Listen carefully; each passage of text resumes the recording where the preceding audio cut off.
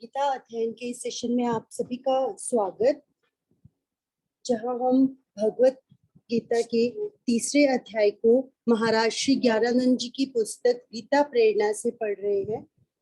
आज हम भगवत गीता के पहले अध्याय को गीता प्रेरणा से उसकी व्याख्या सुनेंगे। कल हमने श्लोक नंबर 1 से लेकर 21 तक पढ़ा था गीतांजलि जी। 21 तक पढ़ा था। गीतांजलि से अनुरोध कि वे इससे आगे के श्लोकों की व्याख्या को पढ़ दें। जी, श्लोक 22 और 23 आप इकट्ठा पढ़िएगा।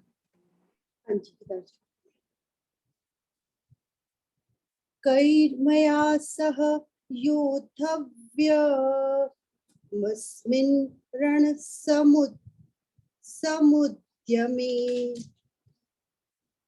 योत्स्यमाना न वेक्षेऽहं य एतेऽत्र समागतः धार्तराष्ट्रस्य दुर्बुद्धेर्युद्धे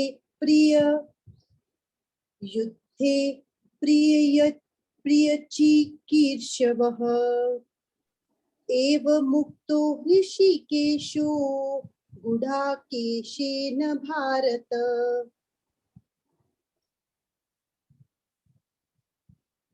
सही पढ़ा? आपने ना जो 22वें श्लोक का पहला जो पार्ट है ना वो नहीं पढ़ा है। आप श्लोक नंबर 22 और 23 दोबारा पढ़ दीजिए। जो श्लोक 22 है ना वो याव देतानी से शुरू होता है। एक्चुअली हाँ जी, एक्चुअली ये इस्कॉन वाली बुक्स में इन्होंने इसका डिवीजन कुछ अलग ढंग से किया हुआ है। सॉरी, मैं पढ़ देती हूँ। यावत् देतान्निरीक्षेऽहं योद्धुं कामानवस्थितान् कैर्मया सह योद्धव्यमस्मिन् रणसमुद्यमे योत्स्यमानानवेक्षेऽहं य एतेऽत्र समागताः धार्तराष्ट्रस्य दुर्बुद्धेर्युद्धे प्रियचिकीर्षवः। जब तक कि मैं युद्ध क्षेत्र में डटे हुए युद्ध के अभिलाषी इन विपक्षी योद्धाओं को भली प्रकार देख लूं कि इस युद्ध रूप व्यापार में मुझे किन किन के साथ युद्ध करना है, तब तक रथ को खड़ा रखिए।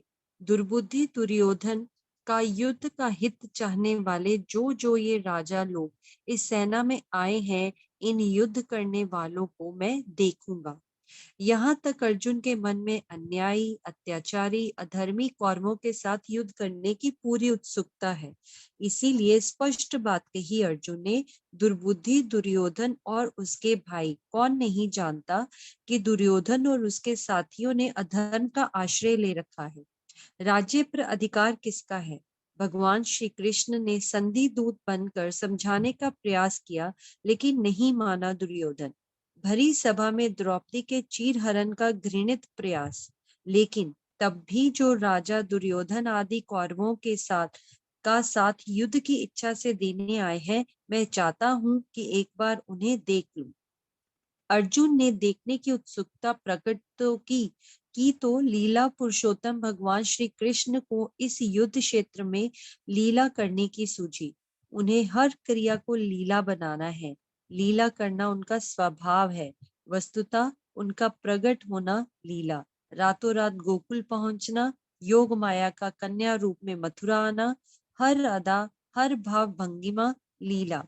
विचार करके देखो तो यह भी लगे कि उनकी प्रत्येक लीला भी अपने आप में एक गीता है, गीता प्रेरणा है, तथा गीता प्रेरणा भी उनकी एक लीला है। इसीलिए अर्जुन के संकेत पर श्री भगवान रथ को कहाँ लेकर गए, संजय के शब्दों में देखें श्लोक नंबर 24 और 25 में।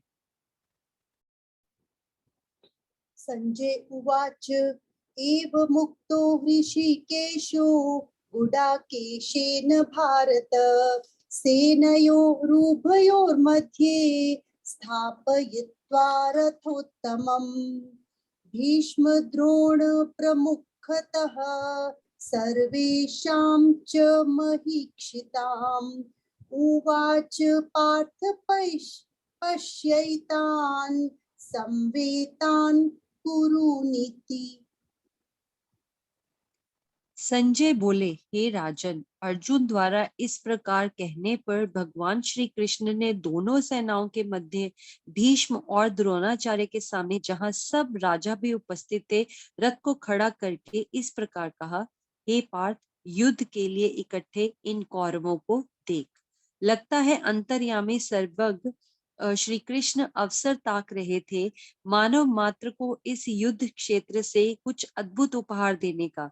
रहस्यमय अवतार है जिसकी प्रत्येक लीला अपने आप में एक रहस्य है। अर्जुन ने रथ दोनों सेनाओं के बीच खड़ा करने को कहा। कहीं भी खड़ा कर देते, दुर्योधन, दुशासन, कर्ण या शकुनी आदि किसी के भी सामने। गीता उपदेश के माध्यम से युद्ध ही करवाना होता तो पहले ही रथ इनमें से किसी एक के सामने होता। कदाचित अर्जुन बिना किसी अन्य आदेश की प्रतीक्षा के गांडीव पर प्रत्यंचा चढ़ा देता, लेकिन युद्ध से पूर्व अभी युग युगांतर हेतु एक दिव्य लीला होनी थी। रथ जानबूझकर पितामह भीष्म और आचार्य द्रोण के सामने खड़ा किया। श्री भगवान जानते थे कि यही एक स्थान है और यही वे लोग हैं जिन्हें देखकर अर्जुन को यहाँ पूर्व उपकार स्मरण हो सकते हैं तथा उपदेश की भूमिका बन सकती है।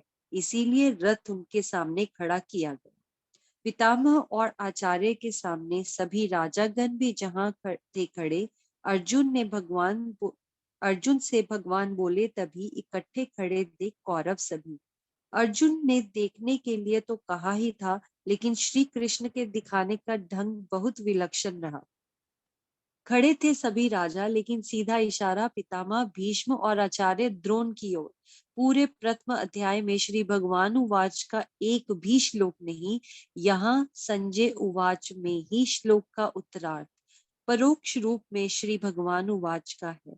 अर्थात श्री भगवान ने पूरे अध्याय में केवल आधा श्लोक, एक वाक्य कहा। बस यही वाक्य अर्जुन के उत्साह के महल को गिरा गया। अर्जुन की वीरता, शौर्य वहीं का वहीं धरा रह गया। पितामह भीष्म और आचार्य द्रोण को देखते ही अर्जुन के सामने पुरानी स्मृतियां आने लगी। पितामह, जिन्होंने धृतराष्ट्र पुत्रों की प्रताड़नाओं के बावजूद पांडवों, विशेषतः अर्जुन को अपना भरपूर स्नेह दिया। आचार्य प्रवर, जिन्होंने विश्व का सर्वश्रेष्ठ धनुर्धर बनाने हेतु क्या क्या नहीं किया। भगवान श्री कृष्ण ने दिखाया और अर्जुन ने देखा, लेकिन देखने देखने में भी अंतर। अर्जुन ने वह नहीं देखा कि द्रौपदी के चीरहरण के कुत्सित प्रयास के समय यही पितामह और आचार्य वहां थे, कुछ नहीं बोले, अधर्म का साथ दिया। वह नहीं देखा, बस उपकार दिखे। मोह जागृत हो गया, दृष्टि बदल गई। दृष्टि के आगे चश्मा मोह का लग गया। आगे और क्या देखा अर्जुन ने? श्लोक नंबर 26। केवल 26 ही पढ़ना है। हाँ जी, ओनली 26। ये तत्र पश्यत यहाँ से स्टार्ट हो रहा है। हाँ जी, है ना? तत्र पश्यति। हाँ, ठीक है। अशोक वीर जी, अगर कहीं हाँ कुछ जी। गलत हो तो प्लीज बता दीजिएगा, क्योंकि ये चैप्टर हमने किया नहीं अच्छे से, तो कहीं कहीं कुछ हो सकती है अशुद्धियां, तो प्लीज कहीं पे भी लगे तो बता दे। तत्र पश्यत् स्थितान् पार्थः पितॄन् पितामहान् आचार्यान् मातुलान् भ्रातॄन् पुत्रान् पौत्रान् सखींस्तथा। इसके पश्चात पृथा पुत्र अर्जुन ने उन दोनों ही सेनाओं में स्थित ताऊ चाचों को, दादों परदादों को, आचार्य जनों को, मामाओं को, भाइयों को, पुत्र पौत्रों को तथा मित्रों, शवसुरों और सुहृदों को भी देखा। दृष्टि विचलित हो गई। रथ पर सारथी बने स्वयं श्री भगवान बैठे हैं, सामने हैं, निकट हैं। वहां से दृष्टि हट गई, वहां दूर चली गई दृष्टि।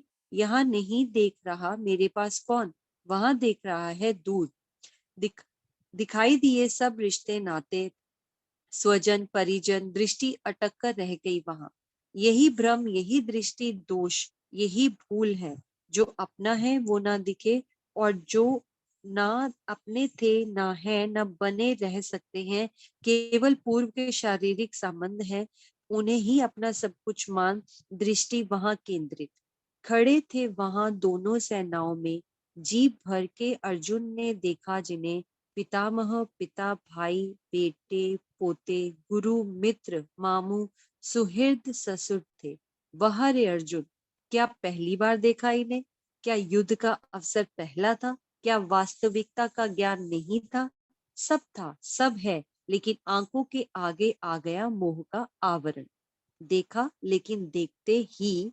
श्लोक नंबर 27, 28 और 29। ये को चेक कर ले गीतांजलि जी, ये हाँ जी, श्वशुरान से स्टार्ट होगा। हाँ जी, और जायते तक होगा ये। श्लोक नंबर 29 का जो ठीक है, आखिरी शब्द है वो जाए। हाँ जी ठीक है। श्वशुरान् सुहृदश्चैव सेनयोरुभयोरपि तान् समीक्ष्य स कौन्तेयः सर्वान् बन्धूनवस्थितान् कृपया परयाविष्टो विषीदन्निदमब्रवीत्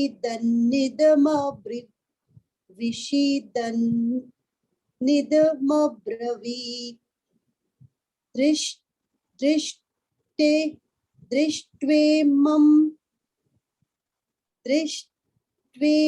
स्वजनं कृष्ण युयुत्सुं समुपस्थितं सीदन्ति मम गात्राणि मुखं च परिशुष्यति वेपथुश्च शरीरे मे रोमहर्षश्च जायते। उन उपस्थित संपूर्ण बंधुओं को देखकर कुंती पुत्र अर्जुन अत्यंत करुणा से युक्त होकर शोक करते हुए यह वचन बोले। अर्जुन बोले, हे कृष्ण, युद्ध क्षेत्र में डटे हुए युद्ध के अभिलाषी इस स्वजन समुदाय को देखकर मेरे अंग शिथिल हुए जा रहे हैं, मुख सूखा जा रहा है तथा मेरे शरीर में कंप एवं रोमांच हो रहा है। सामने खड़े स्वजनों को देखकर अर्जुन का मन करुणा से भर गया। करुणा एक अच्छा लक्षण।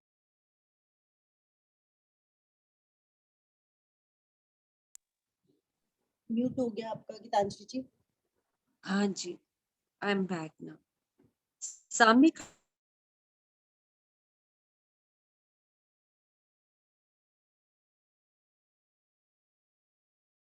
करुणा को प्रमुखता दी है, लेकिन भरत मुनि की मृग पर करुणा मोहाच्छादित हो गई, और परिणाम यहाँ अर्जुन की करुणा ऐसी है जैसे एक जज अनेकों को अपने निर्णय में फांसी की सजा सुना चुका था। दुर्योगवश एक बार उसका अपना बेटा एक गंभीर अपराध में फंसा। फांसी की सजा निश्चित थी, लेकिन तब वह कहने लगा कि फांसी किसी भी दृष्टि से मानवीय नहीं, बर्बर कर्म है, फांसी नहीं होनी चाहिए, आदि आदि। यही स्थिति अर्जुन की है। कितने भीषण युद्ध किए, लेकिन कभी करुणा नहीं हुई। आज वस्तुतः यह करुणा नहीं, यह तो स्वजन मोह है, और उसी का परिणाम है अर्जुन की ये भाषा। शिथिल हो रहे हैं मेरे अंग सब, सूखा जा रहा है मेरा मुख भी अब, तन में है होने लगी कंपकपी, खड़े हो रहे रोम मेरे सभी। वास्तविक करुणा तो आह्लाद की जननी है। यही आह्लाद के स्थान पर विषाद की और मन जा रहा है। बेचैनी, घबराहट, कंपकपी, अंगों की शिथिलता हो रही है, तो समझ जाना चाहिए कि यह लक्षण करुणा के नहीं, मोहासक्ति के हैं। इतना ही नहीं, अभी और आगे देखें। श्लोक नंबर 30 और 31 इकट्ठे हैं। गांडीवं संस्रंसते हस्तात्। अशोक जी प्लीज पढ़िए, मैं नहीं पढ़ पाऊंगी इसे। अशोक जी, अशोक वीर जी। संस्त्रंस्ते गांडीवं त्वं संस्ते हस्ता त्वक्चैव परिदह्यते न च शक्नोम्यवस्थातुं भ्रमतीव च मे मनः निमित्तानि च पश्यामि विपरीतानि केशव न च श्रेयोनुपश्यामि हत्वा स्वजन्माहवे। थैंक यू हाथ अशोक से जी। अब गांडी अगले श्लोक भी आप ही पढ़ेंगे, इससे आगे जो भी पढ़ेंगे आप पढ़िएगा प्लीज। हाँ जी गीतांजलि जी। हाथ से गांडीव धनुष गिर रहा है और त्वचा भी बहुत जल रही है तथा मेरा मन भ्रमित सा हो रहा है, इसीलिए मैं खड़ा रहने को भी समर्थ नहीं हूँ। हे केशव, मैं लक्षणों को विपरीत ही देख रहा हूँ तथा युद्ध में स्वजन समुदाय को मारकर कल्याण भी नहीं देखता। पाश्चात्य संस्कृति शरीर केंद्रित है, शरीर ठीक है तो सब ठीक है, यहाँ तक कह शरीर अच्छा रिष्ट पुष्ट तो मन भी ठीक। हमारी भारतीय संस्कृति में शरीर के स्वस्थ स्वच्छ और ठीक रहने की बात तो है, क्योंकि शरीर माध्यम खलु धर्म साधनम, धर्म साधन के लिए भी शरीर की ही प्रथम सोपान है। लेकिन मन शरीर के अधीन नहीं, शरीर मन के अधीन है। मन स्वस्थ तो शरीर पर अनुकूल प्रभाव होता है, मन दुर्बल हुआ या विचारों में तनाव भय शोक हावी हुए तो शरीर भी लड़खड़ाएगा। गिरते हैं जब ख्याल तो गिरता है आदमी, जिसने इन्हें संभाला वो खुद संभल गया। अर्जुन की स्थिति बिल्कुल यही दिख रही है। अच्छा भला अर्जुन और एकाएक यह स्थिति, जिस गांडीव का इतना सम्मान कि जो कोई इस दिव्य धनुष की निंदा करेगा वह जीवित नहीं रहेगा, क्योंकि यह धनुष वास्तव में असाधारण है। सोम से वरुण, वरुण से अग्नि, अग्नि से अर्जुन को मिला था। महाभारत विराट पर्व के अनुसार इस गांडीव को पहले ब्रह्मा जी ने अपने पास 1000 वर्ष, प्रजापति ने 1500 वर्ष, इंद्र ने 85 वर्ष, चंद्रमा ने 500 वर्ष और वरुण देव ने 100 वर्ष धारण किया। उसी को अर्जुन ने 65 वर्ष धारण किया। सो यह धनुष जो है वो महान पराक्रम वाला और अत्यंत दिव्य है। वही गांडीव अर्जुन के हाथ से गिर रहा है, उसे चिंता नहीं, त्वचा जल रही है। क्यों? क्योंकि मन भ्रमित हो रहा है और शरीर से भी खड़ा नहीं रह पा रहा। यही नहीं केशव, सभी शकुन उल्टे दिख रहे हैं। यद्यपि उल्टे शकुन तो अधर्मियों के लिए थे, उसके लिए नहीं। लेकिन दृष्टि पर मोह का पर्दा, इन संबंधियों का वध करके मैं कोई भी कल्याण नहीं देखता। यद्यपि धर्म अधर्म युद्ध में एक क्षत्रिय को ऐसा विचार नहीं आना चाहिए। धर्म के पथ पर युद्ध करना भी क्षत्रिय के लिए कल्याणकारी माना गया है। लेकिन अर्जुन के इस समय अपने ढंग के तर्क श्लोक नंबर 32 और 33 इकट्ठे हैं। न कांक्षे विजयं कृष्ण न च राज्यं सुखानि च किं नो राज्येन गोविन्द किं भोगैर्जीवितेन वा येषामर्थे काङ्क्षितं नो राज्यं भोगः सुखानि च त इमेव स्थिता युद्धे प्राणान् त्यक्त्वा धनानि च। हे कृष्ण, ना तो मैं विजय पाना चाहता हूँ और ना राज्य तथा सुखों को ही।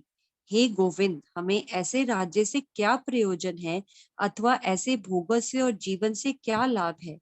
हमें जिनके लिए राज्य भोग और सुखादि अभीष्ट है, वे सब धन और जीवन की आशा त्याग कर यहाँ युद्ध के लिए खड़े हैं।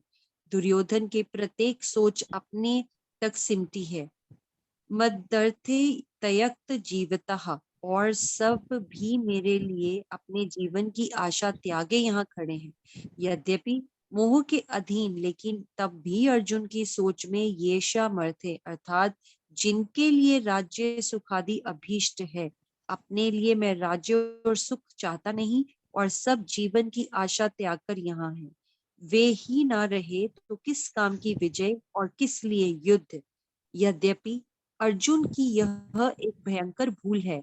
यह तो धर्म कार्य है, राष्ट्र हित का कार्य है। आतताइयों का वध इस समय की आवश्यकता है, उसमें निज सुख या राज्य भोग की बात ही कहाँ है। यह युद्ध तो व्यापक हित के लिए है, लेकिन मोहवृत्ति का दुष्परिणाम। अर्जुन की सोच सिकुड़ती जा रही है, सीमित होती जा रही है केवल अपने कुटुंबी जनों के लिए। और आगे देखे श्लोक नंबर 34 और 35 एक साथ है। आचार्यः पितरः पुत्रास्तथैव च पितामहाः मातुलः श्वशुराः पौत्राः श्यालः सम्बन्धिनो तथा एतान्न हन्तुमिच्छामि गन्तोऽपि मधुसूदन अपि त्रैलोक्यराज्यस्य हेतोः किं नु मही कृते। गुरुजन, ताऊ, चाचे, लड़के और उसी प्रकार दादे, मामे, ससुर, पौत्र, साले तथा और भी संबंधी लोग हैं। हे मधुसूदन, मुझे मारने पर भी अथवा तीनों लोगों के राज्य के लिए भी मैं इन सबको मारना नहीं चाहता। फिर पृथ्वी के लिए तो कहना ही क्या है। घूम फिर कर वही रोना, वही स्वजन संबंधी दृष्टि में छाए पड़े हैं।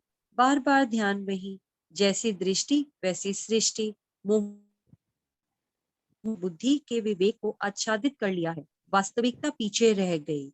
धर्म अधर्म, सत्य असत्य का विवेक अलग हो गया। अर्जुन नहीं सोच पा रहा कि युद्ध केवल अपने या औरों के राज्य सुख या वैभव के लिए नहीं, मात्र सीमाओं का युद्ध नहीं, ये तो अनीति, अधर्म, अन्याय को समाप्त करने हेतु है। घर का पालतू कुत्ता भी अगर पागल हो जाए तो दूसरों के लिए हानिकारक लगे तो उसे भी मरवाना पड़ता है। अपने शरीर के किसी अंग में यदि गंदगी भर जाए तथा पूरे शरीर पर उसका दुष्प्रभाव होने की संभावना लगे तो उस अंग को भी कटवाना पड़ता है।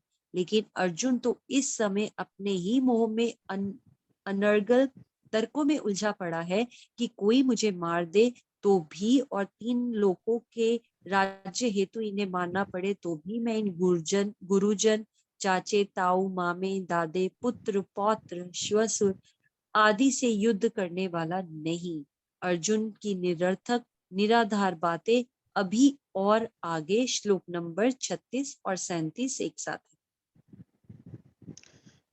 निहत्य धार्तराष्ट्राणः का प्रीतिः स्यात् जनार्दन पापमेवाश्रयेदस्मान् हत्वैतानाततायनः तस्मान्नर्हाभियं हन्तुं धार्तराष्ट्रान् स्वबान्धवान् स्वजनम हि कथम हत्वा सुखिनः स्याम माधव।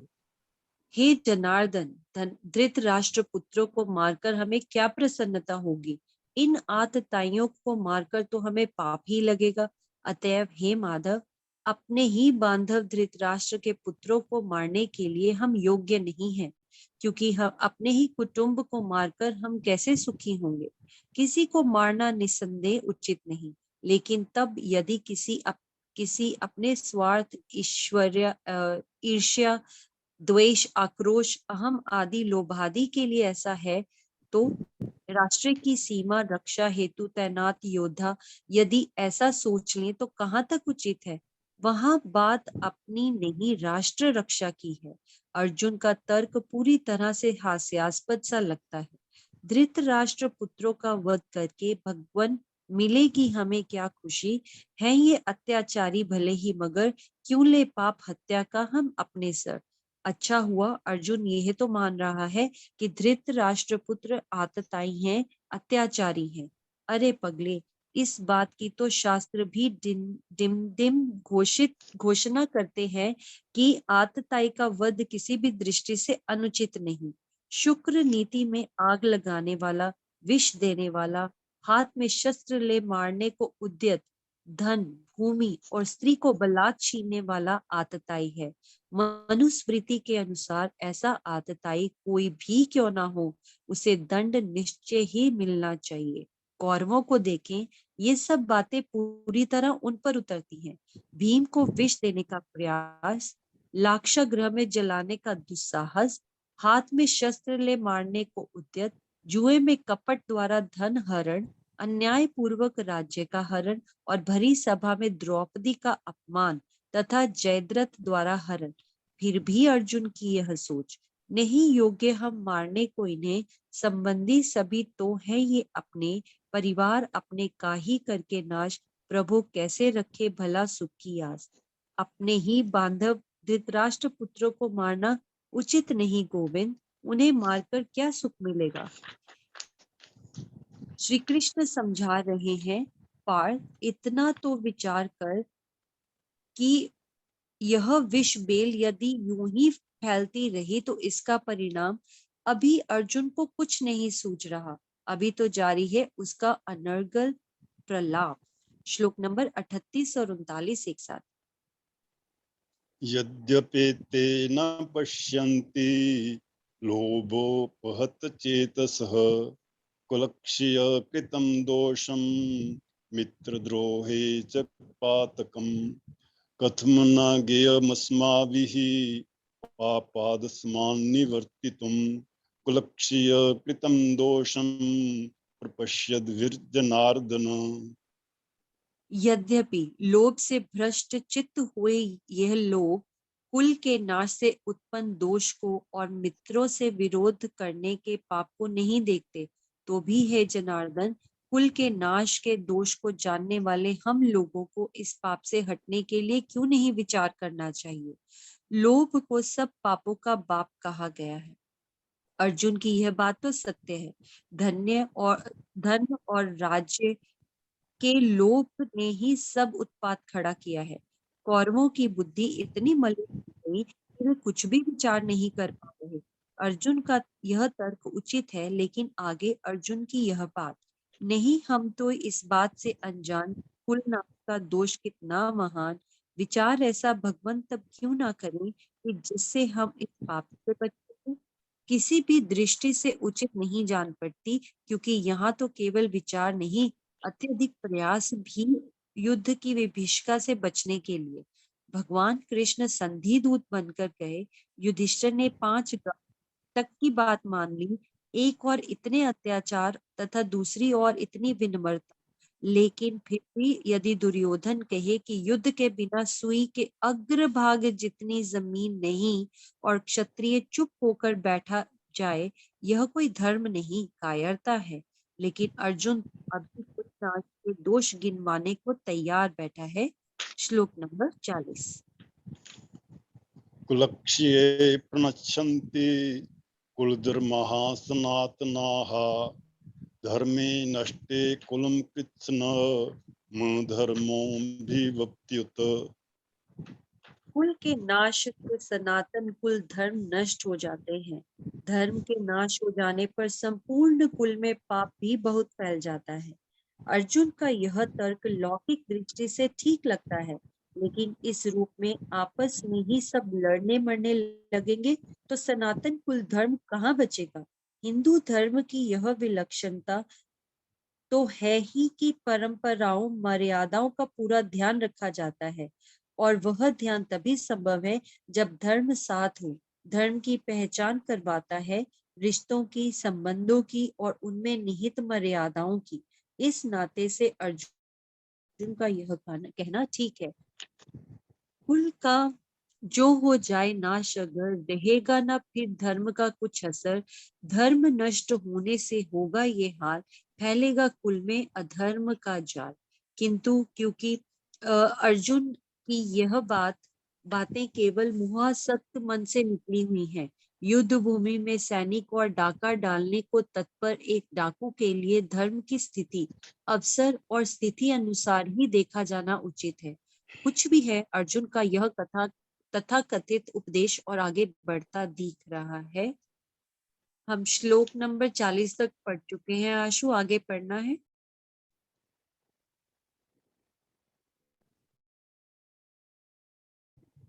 पढ़ सकते हैं।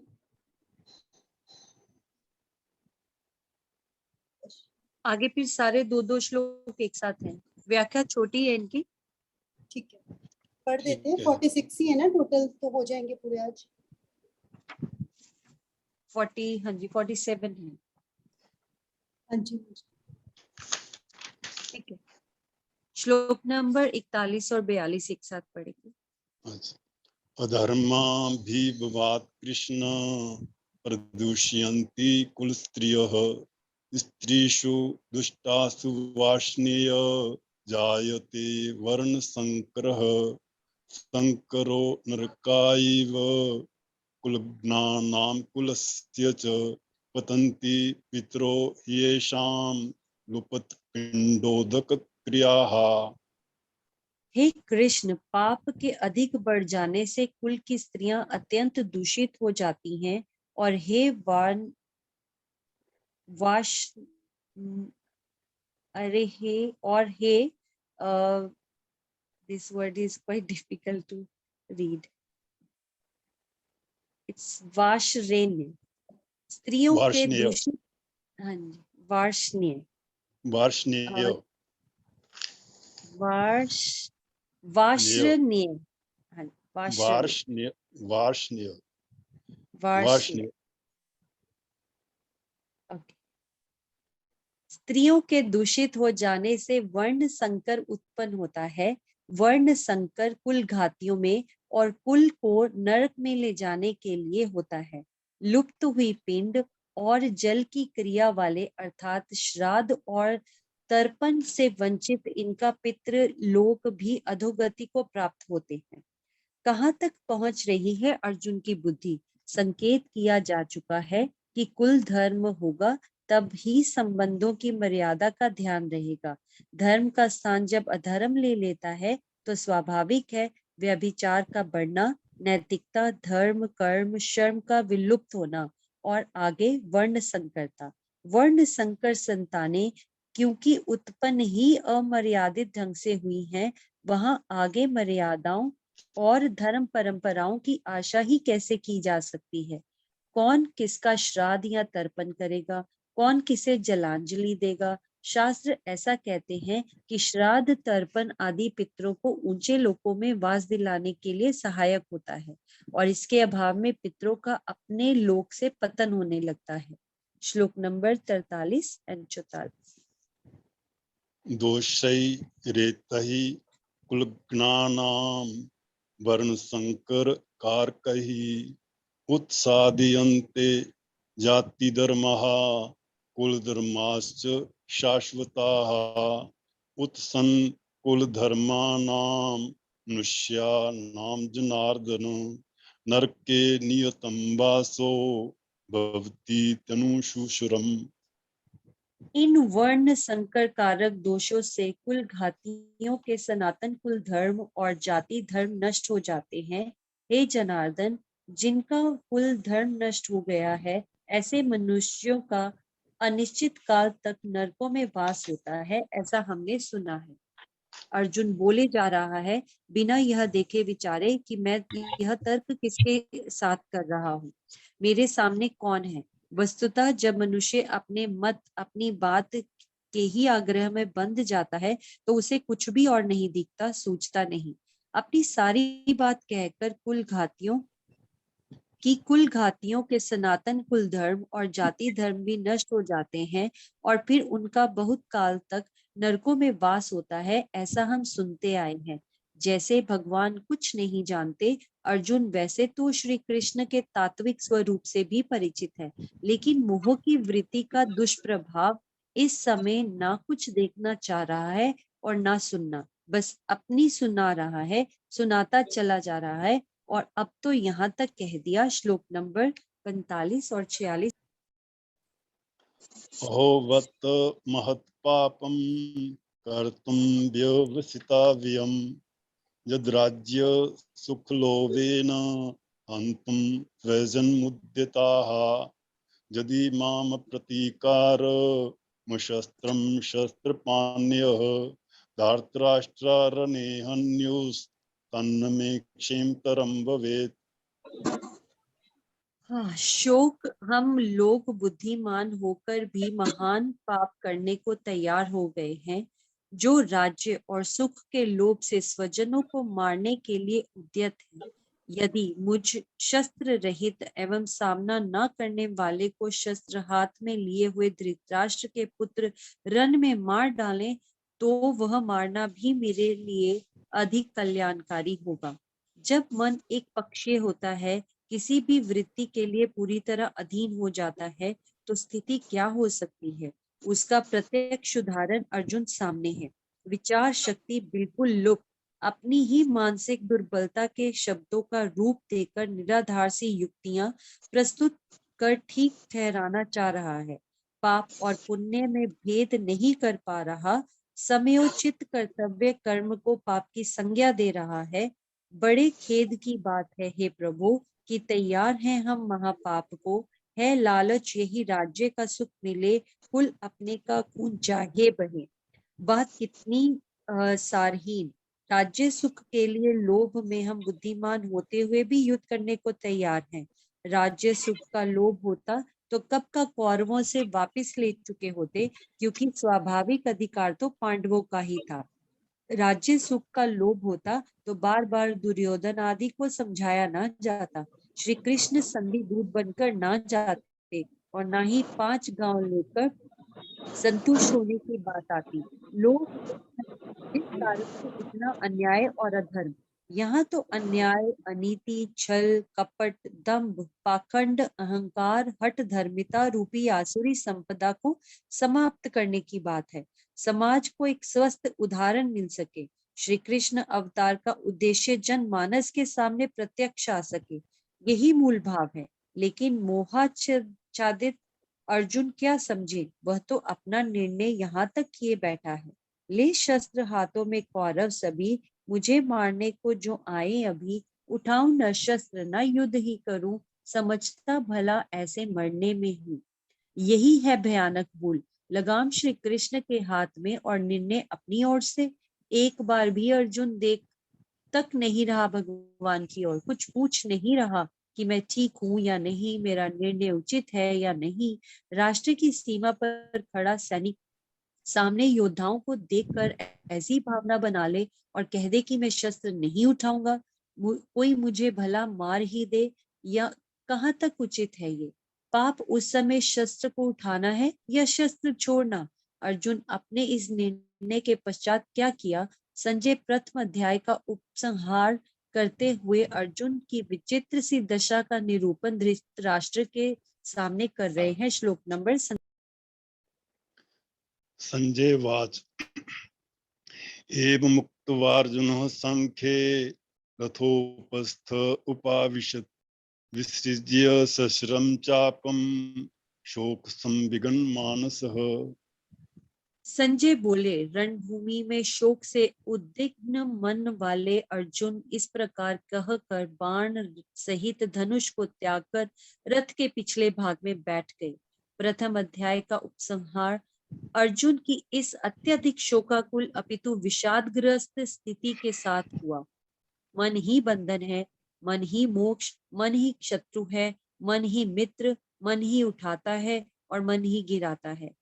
इसीलिए हे साधक सावधान, मन की स्थिति को देखते रहना होगा। मन कब, कहाँ, किस वृत्ति के अधीन होकर पतन का मार्ग खोल दे, कुछ नहीं कहा जा सकता। साधना मन को साधने के लिए है और सावधानी मन पर सजग दृष्टि रखने की स्थिति। अर्जुन को देखो, क्या था और अब क्या है। निराश होके जब उसने इतना कहा तो मोह शोक में अर्जुन ऐसा बहा, पिछले भाग में रथ के बैठा तभी छोड़े धनुष बाण अपने सभी। वही अर्जुन को जो भगवान कृष्ण के रथ का सारथी बनाने की भाव क्षमता पा गया, भगवान नीचे के आसन पर और अर्जुन ऊंचे आसन पर। सारथी का आसन नीचा होता है, रथी का ऊंचा। वहीं अर्जुन अब रथ के पिछले भाग में जा बैठा। भगवान कृष्ण को अपने पक्ष में करके प्रसन्नता से नाचने वाला पूर्ण निश्चिंत अर्जुन आज शोक संविघ्न मानसः, पूरी तरह शोक में डूबा हुआ है। गांडीव का इतना सम्मान करने वाला अर्जुन स्वयं गांडीव को त्याग रहा है। अर्जुन की यह मनोदशा किसने की? साधकों, गीता ज्ञान पिपासुओं के लिए प्रथम अध्याय से यही गीता प्रेरणा या चेतावनी है। जो अर्जुन कभी किसी से परास्त नहीं हुआ, वह अर्जुन हार गया। किससे? केवल अपने मन की एक शुद्र सी वृत्ति मोह से। सार्वभौम सत्य की स्थिति है यह, जहाँ दृष्टि परमात्मा से हटेगी संसार के नाम रूपों में महत्व वृद्धि बढ़ेगी। संसार की ओर मन का झुकाव होगा, मोह उत्पन्न होगा। जहाँ मोह है वहीं शोक है, दुख है। दुख शोक जब भी और जहां भी होगा उसका कारण मोह होगा। शोक की प्रारंभिक स्थिति में विचार द्वारा संभल जाए तो ठीक, वरन शोक या दुख घोर निराशा अथवा विषाद की ओर ले जाएगा। और यह विषाद कहाँ गिरा दे, क्या स्थिति बना दे, सावधान। आवश्यकता है उससे पहले ही विषाद को योग की ओर चलने की। गीता प्रेरणा इसीलिए है। सनातन संस्कृति का एक महत्वपूर्ण एवं समूचे विश्व के लिए अचंभित करने वाला लेकिन पूर्ण तार्किक युक्ति संगत भाव है यह। विषाद और योग दो अलग दिशाएं हैं, लेकिन गीता प्रेरणा ने पूरी तरह संभव कर दिखाया है। अर्जुन का विषाद भी योग बना, हमारा भी बन सकता है। इसी विश्वास के साथ प्रथम अध्याय संपूर्ण। हरिओम तत्सत। ओम तत्सदिति श्रीमद् भगवत गीता सुपनिषत्सु ब्रह्म ओम तस्दिति श्रीमद् भगवद गीता उपनिषत्सु ब्रह्म विद्यायाम योग शास्त्रे श्री कृष्ण अर्जुन संवादेर्जुन विषाद योगो नाम प्रथमोऽध्यायः। हरि ओम तत्सत, हरि ओम तत्सत, हरि ओम तत्सत। धन्यवाद अशोक जी, धन्यवाद गीतांजलि जी। बहुत ही सुंदरता से आपने श्लोकों का उच्चारण किया। और गीतांजलि जी तो एज यूजुअल हमेशा ही अपनी प्यारी आवाज में और बहुत ही ठहरी हुई आवाज में जब हमें समझाते हैं तो सुनने का और समझने का आनंद दुगना हो जाता है। आज हमने भगवत गीता के पहले अध्याय को पढ़ा, जो कि आधार, हम इसे लगभग हमेशा छोड़ देते हैं क्योंकि हमें लगता है कि इसमें ज्यादा कुछ ऐसा नहीं है, बोरिंग लगता है। एक्चुअली कहते हैं कि जब भी शुरुआत की जाए तो बहुत कम पहले अध्याय से शुरुआत करते हैं, लेकिन है तो पहला अध्याय ही पूरे युद्ध का आधार है, जिसमें अर्जुन की स्थिति पहले गड़बड़ाई तो तभी ऐसा वातावरण बना कि जहां पर भगवान कृष्ण को उसे उपदेश देना पड़ा। तो वैसे ही जब भी आप किसी भी तरह की परेशानी में या दुविधा में हो तो हमें अवश्य इस ग्रंथ को पढ़ना चाहिए। डॉक्टर मनोजा जब आया करते थे तो वो हमेशा हर बात पर यही आंसर देते थे कि मुझे तो कुछ भी समझ में नहीं आता, तो मैं भगवत गीता को खोलकर देख लेता हूँ और वहां से जो आंसर मुझे मिलता है उसी के अनुरूप मैं कार्य करता हूँ। जिस तरह से गीता का ज्ञान सुनने के बाद अर्जुन अपनी दुविधा से निकल पाए, उसी तरह से गीता पढ़ने के बाद हम सब भी अपनी हर दुविधा से निकल पाने में अवश्य ही कामयाब होंगे। इसी आशा के साथ आप सबका हमारे साथ सम्मिलित होने के लिए बहुत बहुत धन्यवाद। कल मिलेंगे मेडिटेशन सेशन में। Thank you everyone.